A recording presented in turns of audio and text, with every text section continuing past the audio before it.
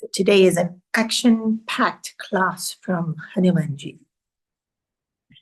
But first, before we start the action pack, we have these two vultures, Jatayu and Sampati, who were brothers. And in their childhood, they were playing a game, and they decided to catch the sun. This is interesting that the games they played in those days were to catch the sun. And nice to have such high standards, no? Our kids play games on computer to kill dragons, warriors, or sometimes they're building something. So Jatayu realized as he was getting higher and higher that he was fatiguing and he wasn't able to do it. And so he stops and he comes back. And Sampati keeps going. And the closer he gets to the sun, his wings burn.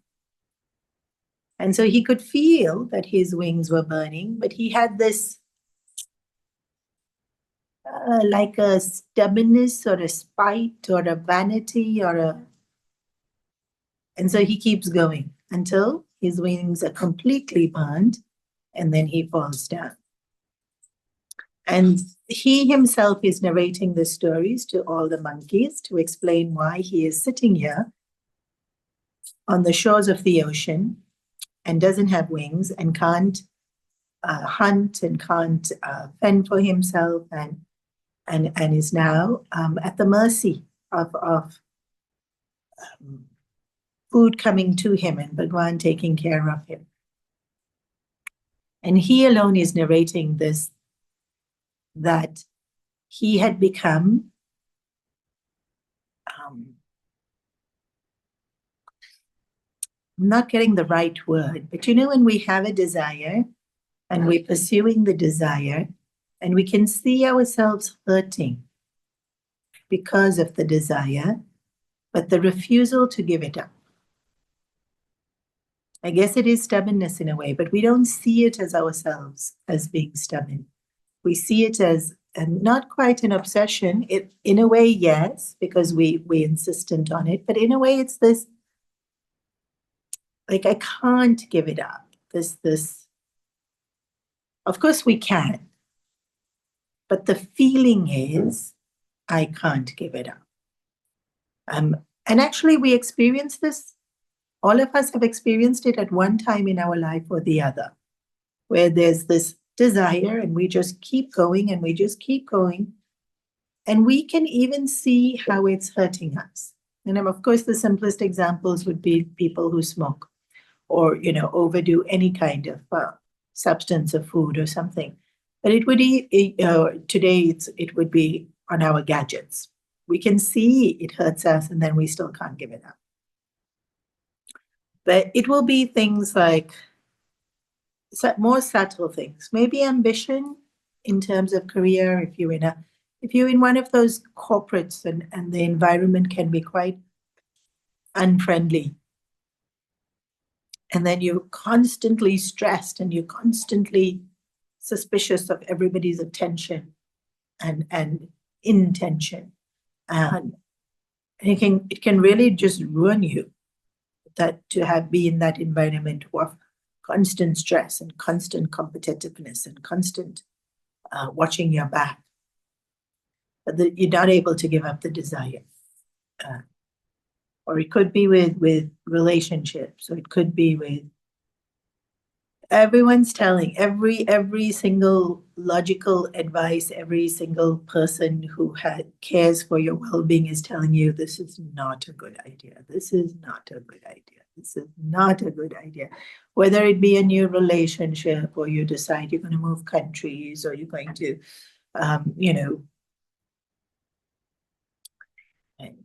join a business venture, but this we get, in a way, we get deluded by the desire and we can't give it up. But there's also it's a little bit of like a vanity where to show or to accomplish it proves my worth. And this is why it's not an obsession. It gets associated with, this is my worth. Of course, desire is very much linked in with, this will make me happy. But there's, there's desire for ice cream, which will make me happy. And then there's desire of being able to see that I accomplished something, which is not like ice cream happy. It's like, I am worthy because I have the skill, because I've accomplished this feat, because I have this additional aspect of myself. And so when it ties in with worth, like here in Sampati's case, his desire was to reach the sun. And so you can see it's very goal-orientated desire. It's not but then there's a vanity with it. And the reason I'm using vanity is because it's how we perceived. And I need to feel, the desire is to be perceived in a way that is accomplished of this particular task. And so the stubbornness of pursuing it, even though we can see that the desire is hurting us, is because that desire is just so strong. And that's always the case, whether it's ice cream makes me happy, or I need to get this promotion to feel I am a worthy person, I am successful, I am accomplished, or it's I need to have a relationship so that I am able to function in the society as per the way I was conditioned to think was a happy family, or whatever the desire is, and the inspiration behind the desire, or the delusion behind the desire. The stronger the desire, the stronger the delusion. That's true whatever the desire is. But here the idea is that the reason the desire is so strong is because we link our worth to the desire. And so I can see it's hurting me, but because I've believed my worth depends on it, I endure the hurt, which is very short-sighted. And so when we say desire deludes us, desire can delude us in so many ways. So one way we get deluded is we just don't see certain things, right? So like, let's say, highly infatuated. Then there's so many things about that person I just don't see, because I'm just so determined to be in this infatuated state. And then that infatuated state is over, and now I see this person and I think, what did I see in them? Well, the point was you weren't seeing. That's what delusion is, right? That we can't see. And or even when it comes to ourselves, we can't see. So one way of delusion is, I can't see it. But another way that delusion manifests is I see it and I think I'll be able to handle it. And I can't. And so again, let's go back to Bollywood example of infatuation. And then I'll be fine. It doesn't matter if I don't have parent support and money, and it doesn't matter if the whole world is fighting with me. I'll be fine. No, we won't. It will hurt that we don't have family support. It will hurt, and we will struggle if we don't have financial support. But we can't see it. We can see it rather, but we underestimate how much impact it's going to have on us. And so this too, right? And so this is your perfect formula for these people working in these crazy jobs where they just push and push and push and push and push. And then they sick or they burnt out or they, and why? Because they think I can deal. Right? We underestimate the consequences. We can see it, but the delusion is we think we'll be fine. And it happens even when we do something like where we know the consequence is horrendous. Like sometimes people will come to visit me and they'll say they've left the car downstairs and it's not parked legally. And I'll look at them and I'll be like, why did you do that? I'll be fine. And I'll be like, and what if you get a ticket? No, I came to ashram. I'm like, there's no such thing. You will still get a ticket. It won't be bad. And then they get ticket, huh? Because you can't do adharma to do dharma. It just doesn't work. It doesn't work that way. Plus, Chimsam definitely doesn't work that way.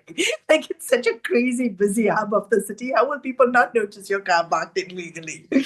And then afterwards, it's horrendous because sometimes those fines are so huge. And worse is their points get deducted. And then you don't have license and you think you'll be fine. But then when you don't have the license and you can't get around, it's incredibly inconvenient, incredibly, you not only your life is difficult, you make everyone else's life difficult because everyone else has to drive you around now. Delusion is unrealistic understanding of how we're going to deal with the consequence. And it's sheer arrogance that, yes, that's a consequence, but I won't be bothered by it.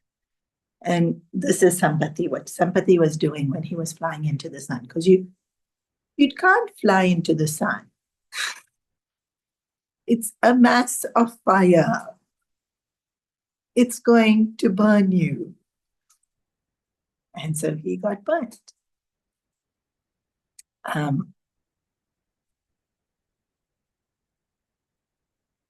And so here, Sampati has met the monkeys and he's praising Jatayu. That Jatayu was humble and he came back. He didn't have to prove that he can reach the sun. He did his very best, but the minute he started seeing that he was being hurt by this pursuit, he came back. And then Jatayu helped Dasharat Maharaj, and then Jatayu got to live with Ramchandraji. And so it's this, it's this pattern to be able to see that our personality traits are building blocks of all of our experiences. Like we think we'll say things about ourselves like, oh, I'm just very, obsessive about my cleanliness. Oh, I'm just very easygoing. Oh, I'm just very, whatever it is, whatever quality about ourselves, and we'll just say it. And we think it's so casual that that's the quality that defines us. But here it's so evident that this quality of Jatayu to be able to accept not defeat, but yes, in a way, defeat, that I'm not going to be able to accomplish this in a very realistic way, or recognize that it's going to hurt me more than it's going to benefit me. To have that clarity of thought and to also have the humility to surrender, that then gave him so many opportunities. Whereas Sampati, when he held on to this quality of vanity or arrogance or stubbornness, his experiences are so different. He's been lying on the shores here now without wings, and so not mobile. And then, it's a very different life when you have so much time to regret your actions. And so anyway, they tell him the story. The monkeys tell Sampati the story. And Sampati says, well, I can see her. I can see that Sita is there in Lanka. But that wasn't their task. Their task wasn't just to be able to know where Sita was, it was to deliver a message. Ramchandraji gave the message to be delivered to Sita so that she knows that that he is going to come and save her. So now somebody has to go. And he says it's 800 yojanas. The distance is 800 yojanas. So somebody who has the capacity to be able to go 800 yojanas, only they will be able to fulfill this task. So not only could he see that Sitaji was there, he could tell the difference, and he was able to, now you all do your bit. And he's been waiting here, Sampati's been waiting here to do this one good deed. And then he too is liberated. And so you'll see a few of this, like Shabri was also waiting to deliver this one message, and then she's free. Sampati is waiting to be able to give this one message and help the Vanaras, and then they're free. And so in terms of death, and so much of a life is death, even though sometimes we don't realize it. There really does seem to be this, when we finish, we'll go. And until we finish, we won't go. And I've met families or individuals who are so frustrated that they're not going. Like, why can't I just go yet? We won't. And in the Ramayana, it's so easy to see it. Like, how could Shabri go before she meets Ram? Just Shabri is one of the most incredibly beautiful stories of the Ramayana. And Shabri is this hope. Like in the whole of the Ramayana, if there's one story that shows us, just keep going and you'll reach, it's Shabri. Yeah. Like in all scriptures, even in Bhagavatam, there isn't anyone like Shabri who just every single morning woke up, showered, prepared the asana, prepared the water, collected the flowers, collected the boars, and then just sat watching the road. When will he come? When will he come? When will he come? And he comes. And it was Guru's promise. You sit here, you do your sadhana, he'll come. And we all have that promise from Guru. It's not like we have to be living, we don't have to meet Matunga Rishi. We have this promise. Gurus have already told us, you do your sadhana, you stay consistent, don't forget your goal, and he will come. He really does come. And Shabri was lucky that he came in a person as Sri Ramchandraji, but in life, it's not necessarily in a person as Sri Ramchandraji. It can be in a person, but not necessarily avatar. So often. And Shabri is this classic example of that. And she can't leave till that message is fulfilled, until all her effort has its culminates in that moment of her whole life. Her whole life is for that moment. And all our lives is for that moment. And so we may not be able to see so clearly what purpose is, but for as long as there's breath in our body, there's purpose. And we have to keep doing. It doesn't matter how tired we get. It doesn't matter. It doesn't matter. Everything, nothing else matters except that we have to keep going, because purpose is there and we won't leave till purpose is fulfilled. And so in a way that's comforting, because sometimes when we get tired, or sometimes when we can't see purpose, it's so easy to feel, what's the point? And even as we feel what's the point, we have to remind ourselves, Shabri couldn't leave. There was point. And here, somebody couldn't leave. There was point.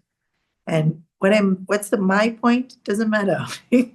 We'll find out eventually. Just keep going. But it will be the same point. It's to do some work for the divine, in some way to enrich somebody else's life. The point will never be my own life. The point will never be in my own life. The point will always be somebody else's life.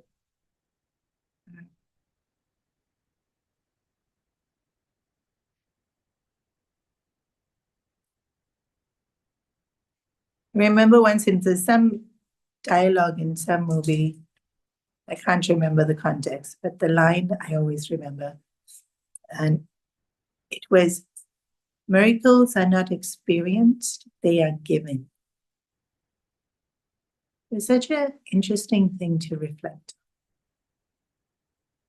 And in terms of the message of this particular movie, it was also that she was very unwell, and there were all these forces trying to prevent the miracle. And they all assumed that the miracle was because she was so unwell and she was going to die, that she'd live. That would be the miracle. It wasn't the miracle. She dies. She was sick. She was unwell. She dies. But the people around her, their lives changed so drastically. The miracle was for everyone else. Not the miracle wasn't that she got better. And then this line was, miracles are not experienced, they are giving. And I mean, I'm sure they experienced as well, but it's such a nice way to think about it, because otherwise we always wanting miracles to happen to us and for us to have this voila experience. And we forget that the point is not for me to have voila experience, it's to give again and again and again and again. What's my purpose? What's the point? Why do I keep going? Because give is the point. So somebody is able to leave now.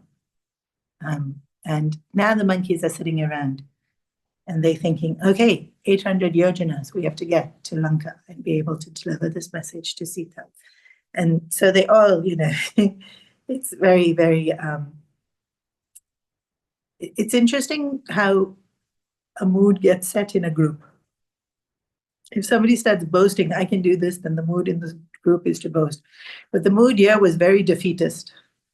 And there's no way I can jump 800 yojanas. And so then each monkey is about how there's no way I can jump 800 yojanas.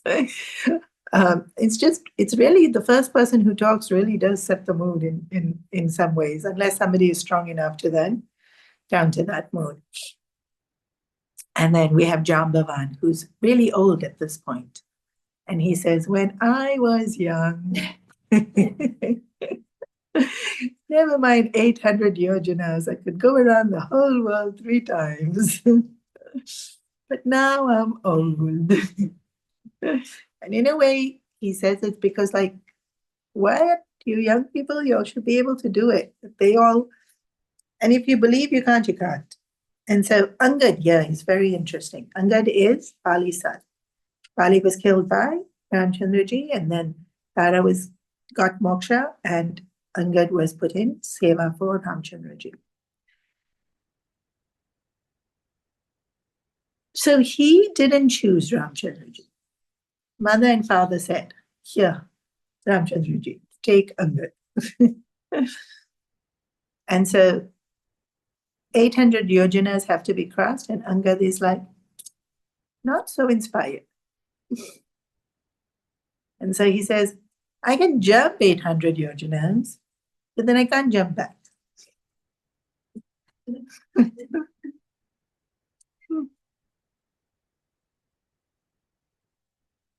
I mean, rest today and jump back tomorrow, right? But no. Like, you'll be able to do it the next day. It's not like jump and then jump back. It's like, that's not the jump here. It's like, but this is, when we're not inspired enough, we won't do it. And so many times people will tell me that, because I will shamelessly ask anyone and everyone to do some work or the other. Many people will say, I can, just not feeling it.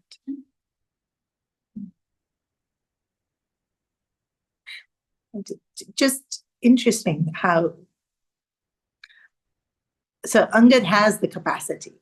It's important to note this, that at this point in Angad's journey, he has the capacity, but he doesn't feel inspired enough to push himself to be able to do it. And right now, he's just met Ramchandraji. He's also just lost his father, to be fair. And then we see Angad spends a lot more time with Ramchandraji. And the eve before the battle, Angad is sent to Ravana as Ramchandraji's messenger. And wow, that Angad is so different to this Angad. That Angad is dynamic and witty and runs havoc in Ravana's court. Whereas this Angad is, I can jump there, but I can't jump back. Then that enthusiasm's not there, the drive's not there, the will. I've been using this word a lot. Will. The will to do it is not there. And then Jambavan reminds Hanumanji that you can do it, Hanumanji. Now, this is an interesting part of the Ramayana. In some versions of the story, it is said that when Hanumanji was young, the rishis cursed him that he would forget all his powers. Hanumanji was, if you think Krishna was naughty, like Krishna was mischievous. Right? Like Krishna untied the cows, and then the gopis had to chase the cows all over the courtyard. Mischievous. It was cute. Like even the gopis afterwards would think, well, it's so cute. He wanted the cows to be big. Nobody in the village is starving, and Krishna went and stole butter. Nobody's starving. Let them get eat butter. It's like, it's mischievous. He broke the pots of the gopis, which was a little bit naughty. That's not mischievous, that's naughty. But then the pot makers made business and they were very happy. Because I've written a story on the pot maker, right? So,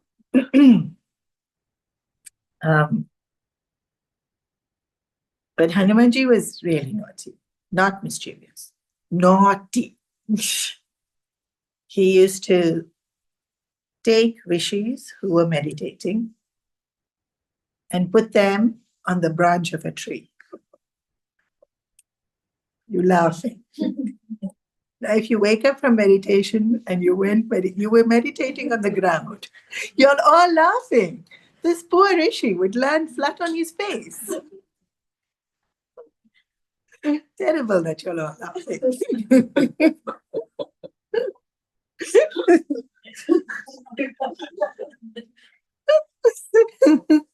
She did this too. Very naughty.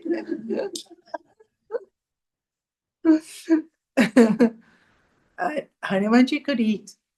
Like Krishna stole butter and he shared. I'm sure Hanumanji shared as well. But wow, he'd just eat up the whole stock of all the. Could really eat. I love how you're laughing so much. Just because you're biased. He was naughty.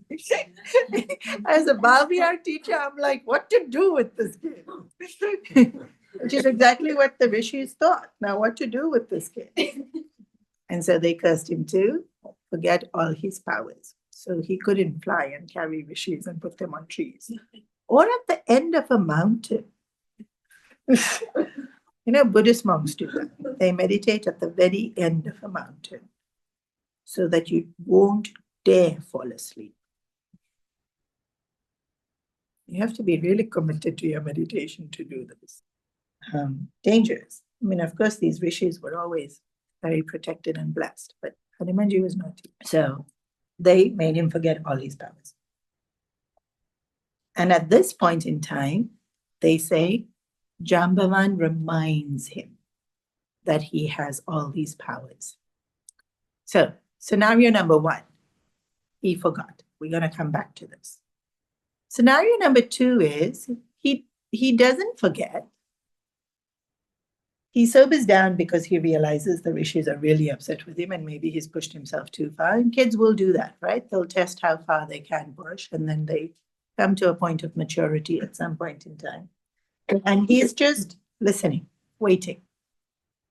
All the monkeys are talking, let them talk. If somebody wants to jump and go and deliver the message, let them jump and do it. And he's just waiting. And then when Jambavan says, when you were a child, you could do all these things and you've forgotten. It's not that he's forgotten. It's just that he's not self-promoting or advertising his glory. But when nobody else steps forward, he'll step forward. And so this is very much a trait of Hanumanji. If others want to do, he'll let them do, which is actually a very important trait. And so we'll see people who are highly dynamic or in leadership. Like the quality of a leader is that they can do. But it's also important to not do. To be able to let somebody else do.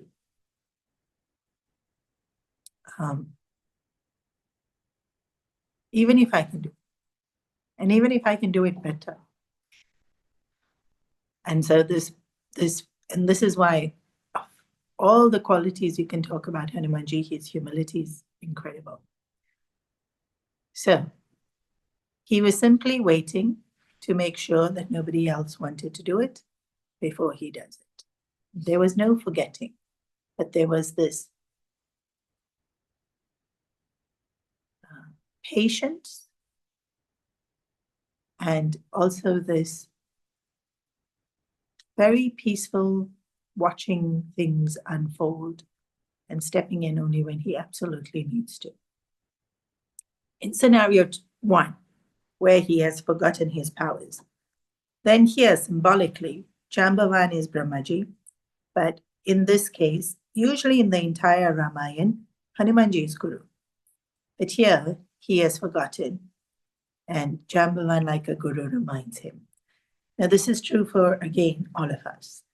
Every single one of us is divine. This morning, even somebody asked me, do you think I can make $1 billion business? I said, yes. And then she's like, are you saying yes to me, or do you think everyone can make $1 billion business? I said, everyone. No, but me, I want to make $1 billion business. You can. No, you should bless just me to make it. No, let everyone be successful. Nobody's stopping you. Interesting. Only we stopping ourselves. So don't worry about everyone else. They're also stopping themselves. You go make. So every single one of us have infinite potential. Every single one of us can, if we set our minds to it, accomplish any worldly pursuit, and more importantly, moksha. And we forgot. And then we need Guru to tell us. That asi. And so this Jambavan reminding Hanumanji. It's not that Hanumanji had powers and he forgot his powers. The jiva forgets that we are divine. And then we need to get reminded that we are divine. This is where the action pact starts. And so now work has to be done. It can't be lounging around on the beach like it's a resort and holiday. which is what they were doing, like whining, complaining. Even though they just ate all Swayamprabha's food and came out of the waterfall, they're still whining, complaining.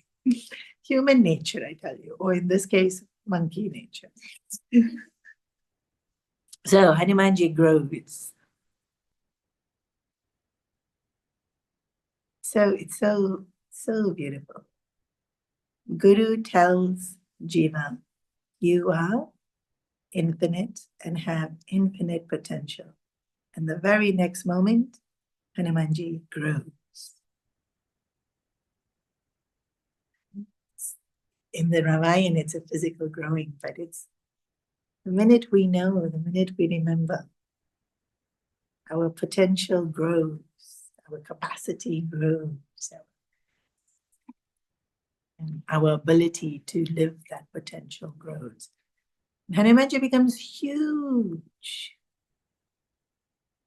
And he uses a small little mountain to push against, to jump. And it's in every Ramayana, and I don't know why they say this. And then the mountain crumbles. Just to show his strength. But like, why would you? Like, if you're so big, why you need to push against anything? But it's there, it's across the board, and it's always mentioned. And I always think, like, why? Just jump, but no, destroy mountain and then jump. It goes back to this whole potential.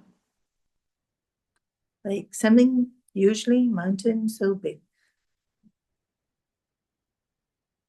Mountain would be obstacle. Usually, right? Like in terms of crumbles. He's now bigger than mountains. And I am bigger than my problems. And if I don't believe I am bigger than my problems, God's definitely bigger than my problem. But you are bigger than your problems. If you grow. If we think Jiva, limited entity, Dukhi because I didn't get the last gulab jamun or last pizza or last, or Dukhi because now my hair is getting gray, or Dukhi because whatever we get Dukhi for. And I'm very specifically choosing small reasons. We get Dukhi for big reasons also.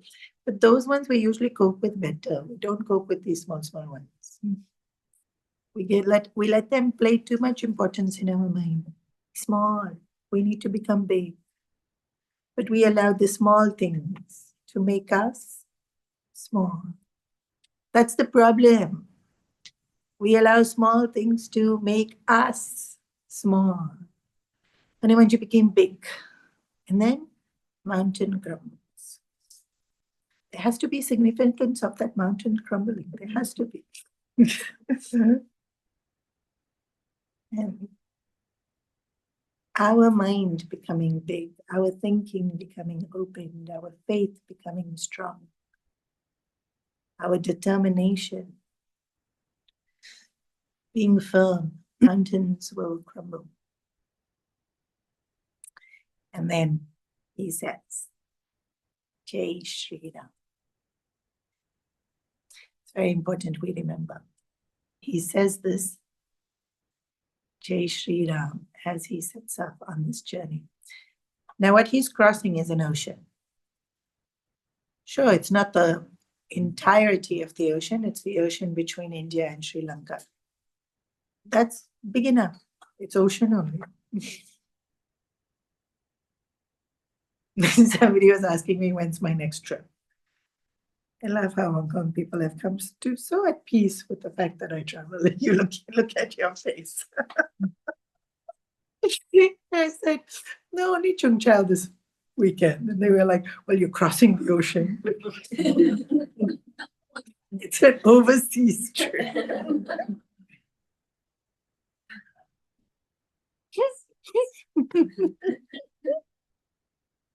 We can play with words, no?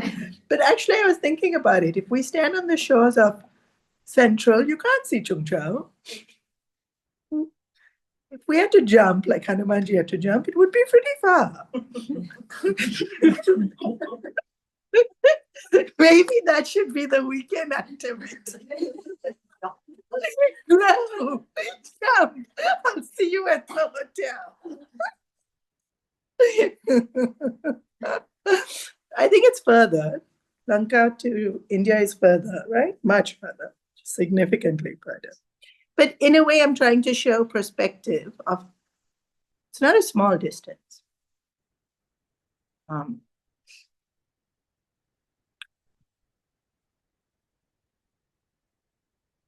Crossing ocean,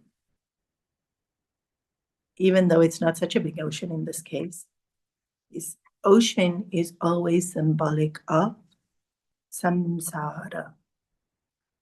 But actually the word used is bhavasagar. So samsara doesn't have the word sagar in it. Sagar means ocean. Bhavasagar equals samsara, but it has the word sagar in it. So what's this ocean of bhavasagar? And so ocean is firstly so vast. It's just huge. Bhava is becoming. So the ocean of becoming. What does that mean? You heard this. All of you have heard this. The minute I start saying it, you'll be like, yeah. So single person wants to become married person. Married person wants to become parent. Parent wants to become able to control their kid.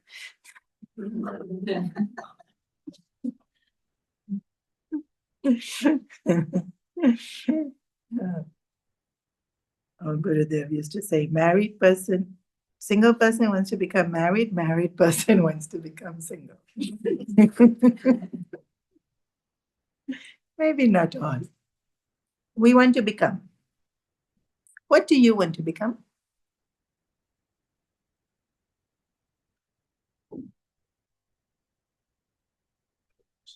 Better person? Very nice. Something. There won't be anyone who won't answer that question. It will be, I want to become thin. I want to become more efficient. I want to become successful. I want to become billionaire company. Famous. Maybe not so ambitious also. There's this book club thing. Is it a book club thing? And then at the beginning of every year, they have to commit to how many books they're going to read in that year. Do you all know this? So they'll say they're going to read 40 books in a year. Then they have to read 40 books in a year. So they have to become, I mean, there's no word for it, but accomplish that goal. Become somebody who has been able to read 40 books. How many did they read last year?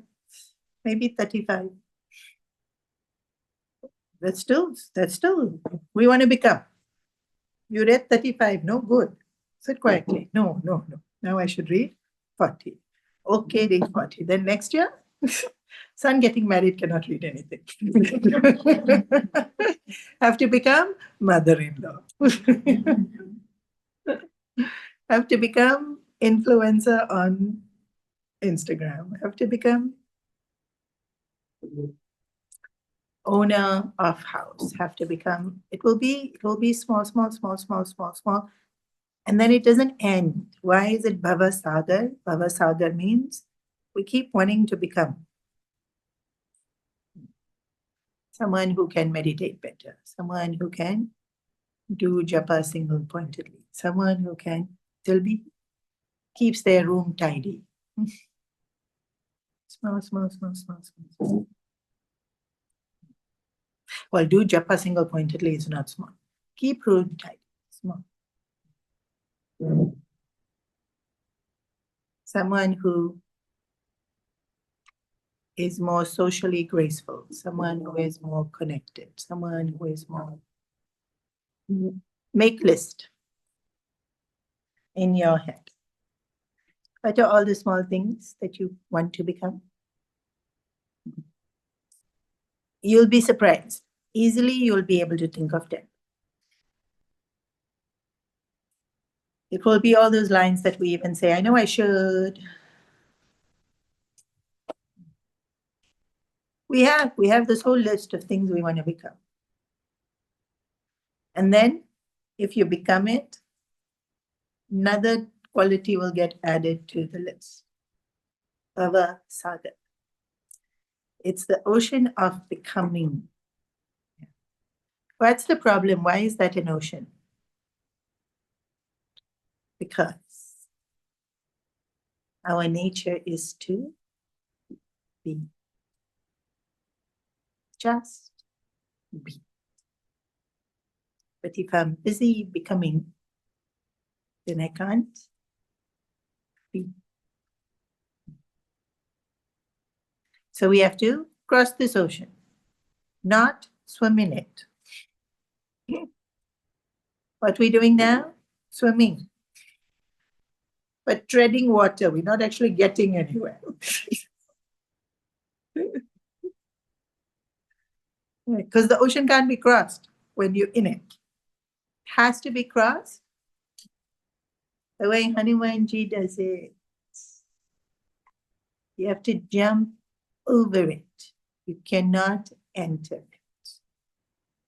If you enter ocean of becoming, ocean is endless. Every wave dies to become another wave.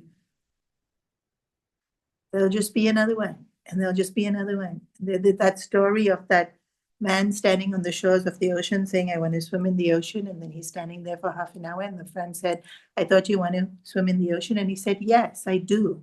What are you waiting for? I'm waiting for the waves to stop. You'll never enter the ocean. But you shouldn't also enter this ocean. But point is, if you enter, the waves will never stop. So what does Hanumanji do? He crosses the ocean. Like this is not us taking ferry and going to Chungchang. This is not getting on a flight and going across the ocean. This is not like this crossing ocean is transcending. What does Hanumanji do? He transcends becoming. And what does he do? He just bees. And look how beautiful it is. Yeah. Jambavan said, you have immense power. And then he just bees that power. There's no becoming. Just be. You're already infinite. Just be infinite. You're already peaceful. Just be peaceful. You're already loving. Just be loving. We feel we have to become loving. Oh, if I'm going to become loving, when will it happen? When will it happen? I will become peaceful. I'll become organized. I'll become disciplined. Just be. Be disciplined now. Be loving now. Be peaceful now. Hanumanji transcends becoming and just be. Hanumanji crossing the ocean is this. This is huge. This is huge. But the journey of crossing the ocean, like I said, action-packed. Many of y'all have heard the story before. While crossing the ocean, a mountain comes out of the water. Only in the Ramayana. This mountain comes out of the water and tells Hanumanji, your father was my friend, and he helped me immensely. Your journey is very long, so rest for a bit. And the mountain's not an ordinary mountain. It's a holiday resort. in getaway, beach getaway holiday resort. It is. Come and relax first, then go on your journey. Hanumanji says, no. First I have to work, then I have to rest. If I rest, I will rest. Hanumanji didn't say, if I rest, I will rest. Swami Chinmayananda, when narrating the story, says, if I will rest, I will rest. But Swami Chinmayananda had many Hanuman-like qualities, and so now it's in Chinmaya mission taken that Hanumanji said, if I rest, I rest. But it was Gurudev. Ramayana, he just said, no, thank you. I'm very grateful for your hospitality. But after I do Ramchandraji's work, then I will come back and rest, which he never does. So, you know. So who is this mountain? Apparently, mountains used to have wings. When? In Satya Yuga. So we wouldn't have seen it. So don't worry about it. And don't look at me so confused. Why couldn't mountains have wings? They potentially could have had wings. How do we know? Apparently, somebody went and chopped off all the mountains' wings and then they fell wherever they were, and that's how we have mountains. You have to love the Puranas. Come on, this is such a cool story of mountains losing their wings and then flopping to the ground, and now they can't move, and so we have mountains. Otherwise, how would you climb Mount Everest? You wouldn't know where it is. It would fly away.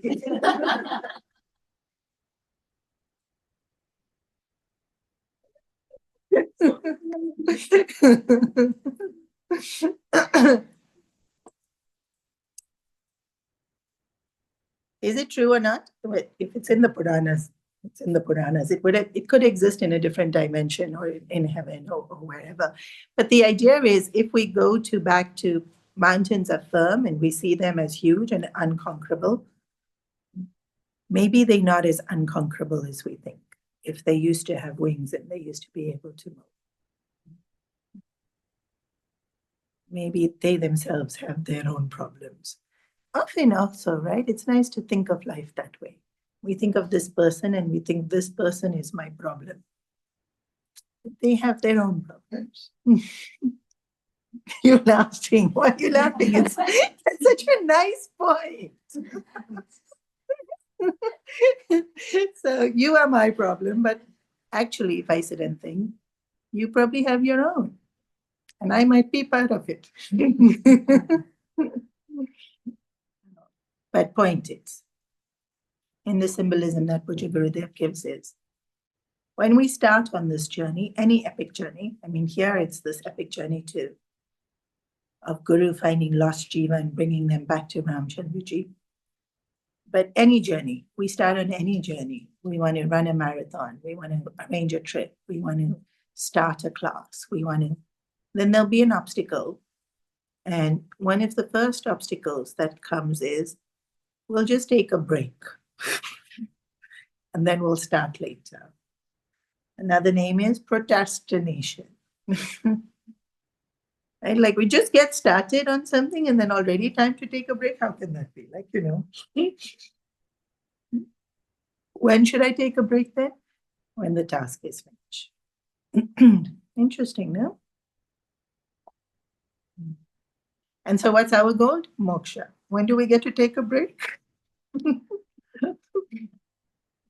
When you stop existing. Simple. We just need a little bit of perspective here. There's no need to take break. Break is different. There's this, Gurudev has this, Anjali Singh wrote a beautiful book about all Gurudev's quotes onto him. One of my favorite books. And there's this picture of Gurudev walking. Nobody else is around him, which is rare. Usually he's got the whole entourage around. And I think it must have been in that area in where is it? In Andhra, there was this area that was all desert. And then one of our Swaminis, Sharada Priyananda, she just spoke the earth and water came.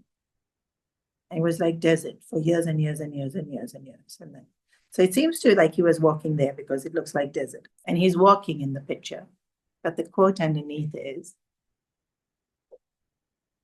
I may slow down, but I never stop. Break is when we stop.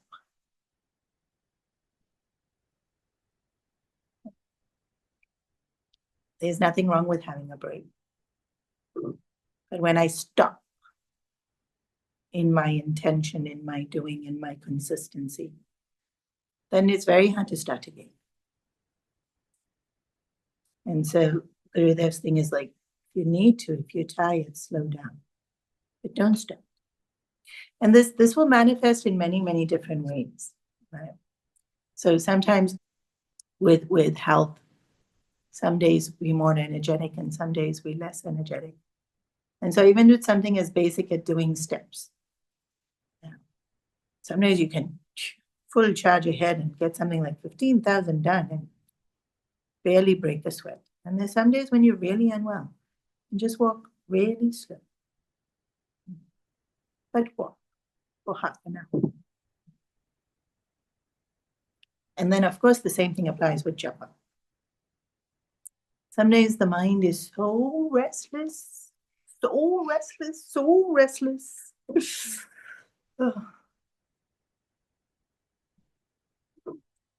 Keep eyes open and do really fast, but do.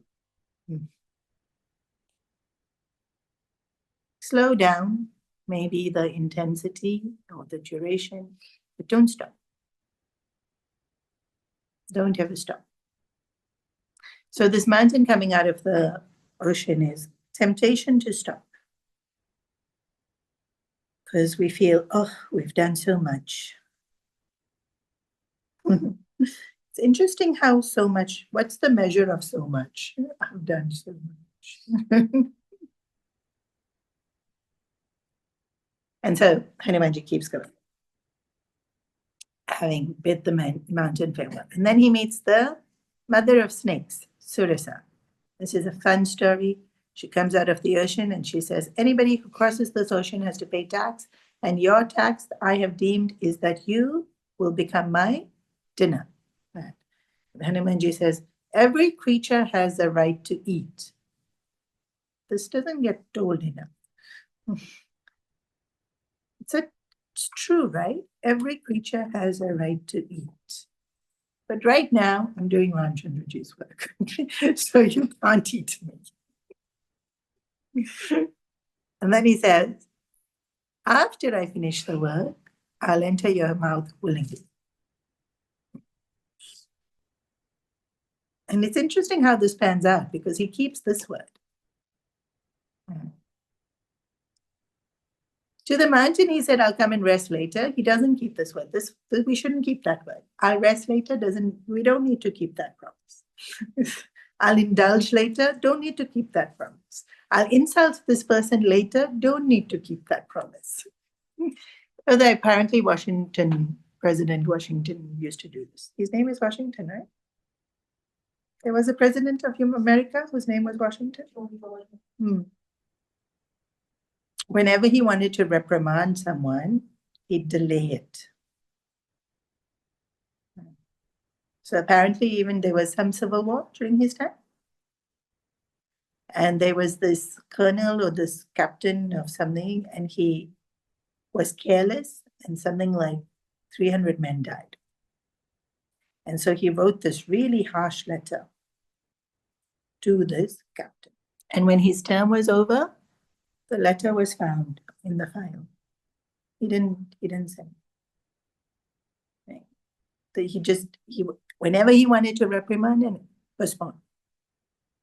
And then we don't have to keep that promise. Certain promises we can postpone and not keep. Right. But good promises, like where dharma is concerned and when it's given to another person, we should keep.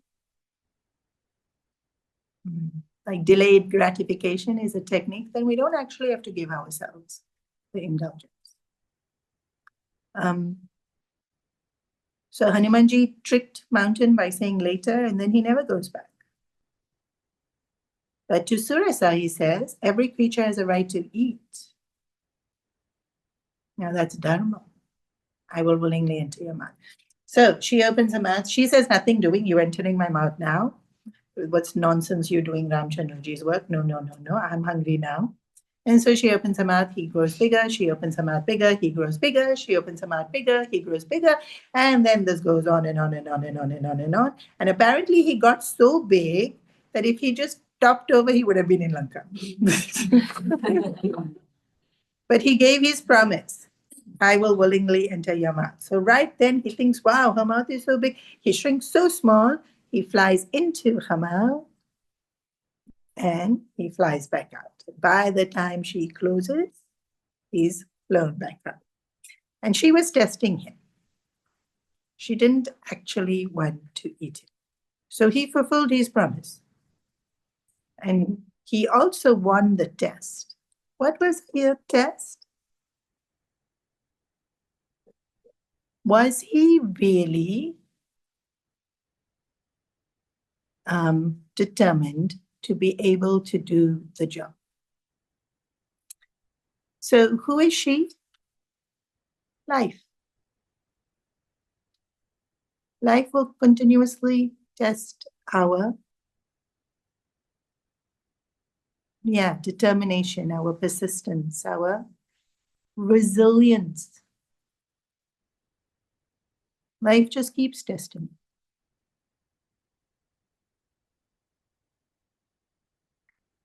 Also, what was she testing? Will he live Dharma?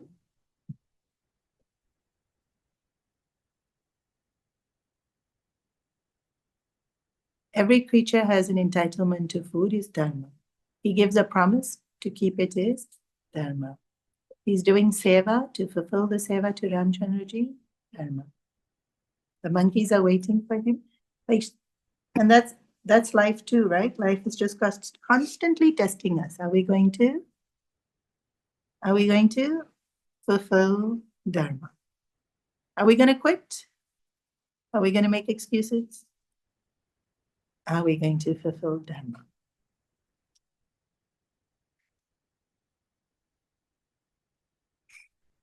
Traditionally, when Gurudev and Swamiji tell this story, they talk about pride.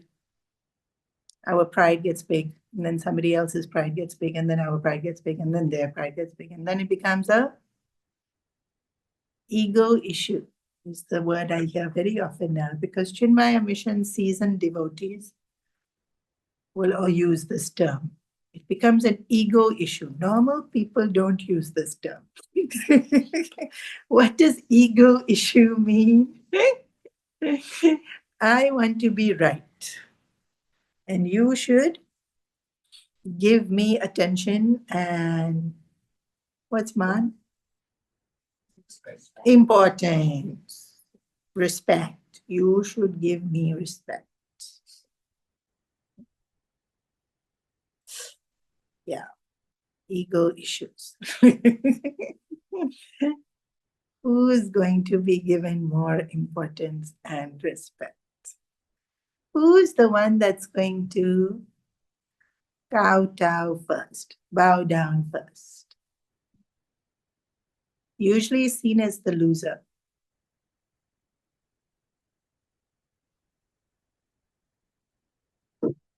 When we were doing the brahmachari course, this American lady who traveled with Gurudev, came to stay in the ashram for about 2-3 months. And then they asked her to do a course with us because she had experienced so many different centers and so much time with Gurudev and seen so many brahmacharis and young swamis coming up. And so Acharyaji was very sweet. He asked whoever to talk to us. He said, you can learn something from everyone. You sit and listen. Whatever they say, you'll listen. So it was part of our brahmachari training. Whoever wanted to talk, we had to listen. It doesn't matter if we thought they were worthy of our time or not. We had to sit there and listen. And a lot of people in my course didn't like, who is she? Just some random Western devotee that traveled with Gurudev and now we have to listen to her. And that's not true for anybody. There were people that traveled with Gurudev where everybody was like, oh, they spend so much time with Gurudev because their personality rooted some maybe bhakti or maybe charm or maybe it's just charm or maybe it wasn't any nobility, but sometimes it was nobility, sometimes it was. And sometimes they traveled with Gurudev and you look at them and you think, oh, You must have irritated Gurudev.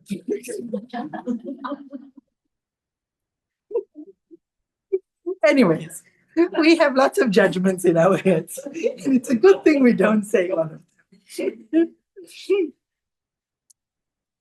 But I found it interesting what she told us.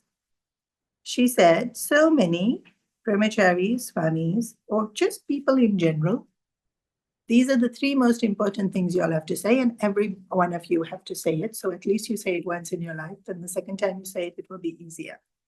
And she said, what? And I thought, oh, what is this that she's going to make us say? Do you know what it was? I'm sorry. Of course, I thought that's hard to say. Apparently, it's very hard to say. And apparently, she was right. There were many people in the room who had never said it before.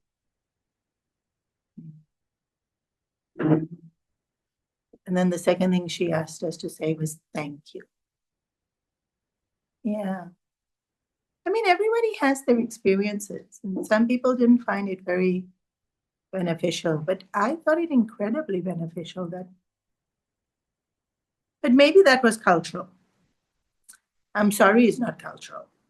I'm sorry we should all be able to say. But thank you in Indian culture, we don't say. And then she thought it was very rude. People should say thank you.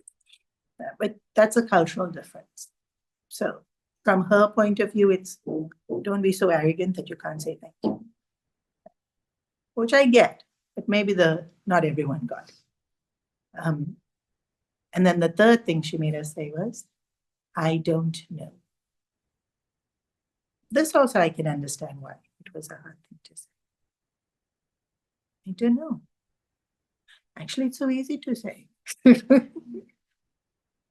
But I can also see how it's not easy to say.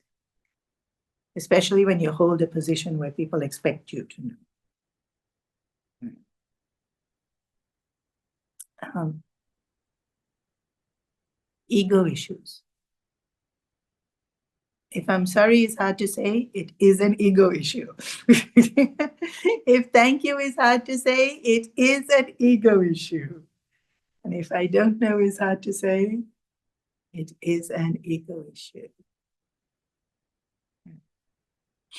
Also, if you've heard Hanuman Chalisa from Swamiji or Guruji or Gurudev, they also talk about when to become big and when to become small.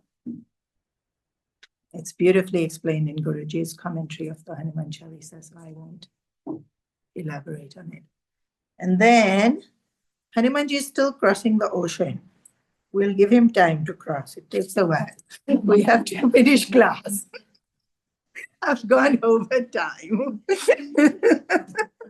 What to do? It's late. Ego issues delayed us. Ego issues delayed us. I'm sorry. Any questions? No. Online people, any questions? No. Om Sarve Bhavantu Sukhinah Sarve Santu Niramaya Sarve Bhadrani Pashyantu Ma Kaschit Dukha Bhagavad Asato Ma Satgamaya Tamaso Ma Jyotirgamaya Mrityurma Amritam Gamaya Om Purnamada Purnamidam Purnamudachyate Purnasya Purnamadaya Purnameva Vashishyate Om Shanti Shanti Shanti Hari Om Shri Hari Om